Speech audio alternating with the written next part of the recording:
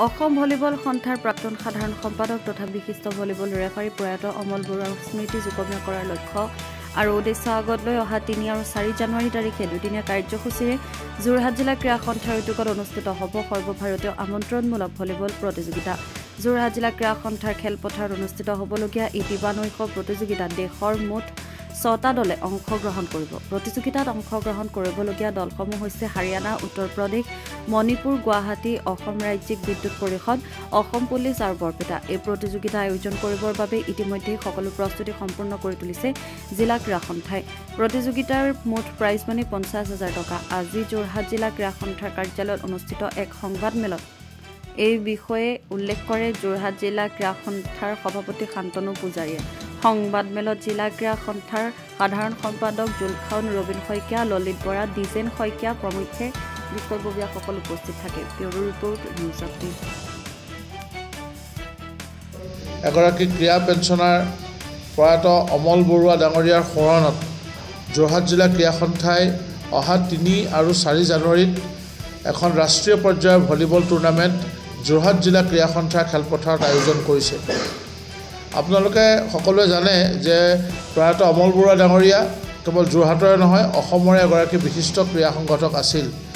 তেখেত যোৰহাট জিলা ক্ৰীড়া সন্থাৰ বাবেই নহয়, আমাৰ সমগ্ৰ ক্ৰীড়া ক্ষেত্ৰখনৰ বাবেই এক উৎসৰ্গিত প্ৰাণ আছিল। তেখেতে দিনে নিশাই ক্ৰীড়াৰ কল্যাণৰ হকে চিন্তা কৰিছিল। এই হকে নিজৰ সম্পূৰ্ণ প্ৰচেষ্টা নিৰলসভাৱে কৰি আহিছিল আৰু আমি অকালতে তেখেতক হৰুৱাই যোৰহাট জিলা ক্ৰীড়া সন্থা আৰু আমাৰ সমূহ সতীৰ্থ আমি ম্ৰিয়মান হ'লোঁ। আমি তেখেতৰ স্মৃতি যুগমীয়া কৰাৰ উদ্দেশ্যেৰে অহা ৩ আৰু ৪ জানুৱাৰীত এখন ৰাষ্ট্ৰীয় পৰ্যায়ৰ আমন্ত্ৰণমূলক ভলীবল টুৰ্ণামেণ্টৰ আয়োজন কৰিছোঁ। বহুদিন ধৰি যোৰহাটত এনেকুৱা ধৰণৰ ভলীবলৰ আমন্ত্ৰণমূলক ৰাষ্ট্ৰীয় পৰ্যায়ৰ টুৰ্ণামেণ্ট অনুষ্ঠিত হোৱা নাই। আগতে আমাৰ যোৰহাট জিলা ক্ৰীড়া সন্থাৰ এটি স্বীকৃতিপ্ৰাপ্ত ক্লাব জেইলুট ক্লাবে শিৱ গগৈ সোঁৱৰণী ভলীবল টুৰ্ণামেণ্টখন আয়োজন কৰিছিল আৰু মাজত সেইখনো এতিয়া বন্ধ হৈ গ'ল।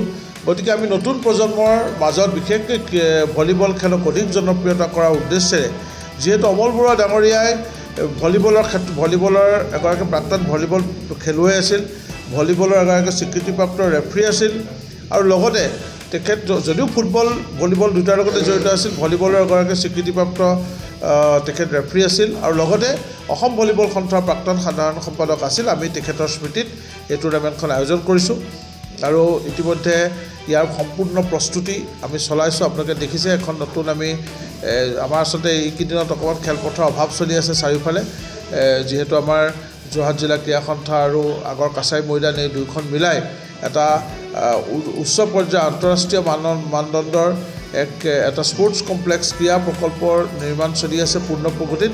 তাৰ মাজতো আমি এখন নতুনকৈ ভলীবল কোৰ্ট নিৰ্মাণ কৰি ইয়াৰ কাৰণে দিনে নিশাই প্ৰস্তুতি কৰিছোঁ আৰু ইতিমধ্যে অসম তথা ভাৰতৰ ৬টা আগশাৰী দলে ইয়াত অংশগ্ৰহণ নিশ্চিত কৰিছে। আমাৰ ইতিমধ্যে অংশগ্ৰহণ নিশ্চিত কৰা দলসমূহ হ'ল উত্তৰ প্ৰদেশৰ UP ৱাৰিয়ৰ্ছ, হাৰিয়ানা টাইগাৰ্ছ, মণিপুৰৰ ইম্ফলৰ হেগ্ৰুজাম ভলীবল একাডেমি HVA বুলি কয়, গুৱাহাটীৰ আপোনালোকে জানে ACB sports club, Assam police দল আৰু লগতে বৰপেটাৰ সৰভোগ ক্ৰীড়া সংঘ, বৰপেটা জিলাৰ সৰভোগ ক্ৰীড়া সংঘ।